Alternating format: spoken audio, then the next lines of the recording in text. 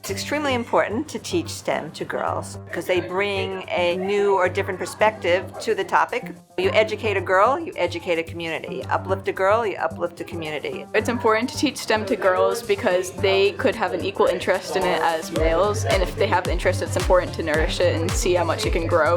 This is the thing that most people think, oh, girls can't do this. This is only a boy thing. At a young age, toys don't really introduce girls to skills that they need in STEM, so I think it's really important for communities to help girls explore the different fields.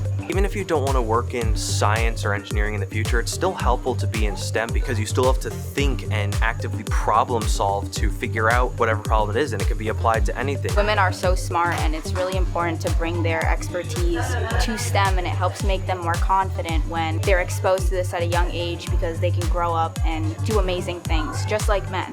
We want to prove to them that girl power rules. It's important to expose all young people to a lot of different fields in STEM. The environment that's created around a group of girls working together is very different than with boys. The girls are chatting with each other and learning about each other. I see some really great relationships forming, and they have some great role models that they see in their instructors and the women that help teach our programs, and I just love seeing that dynamic, that energy.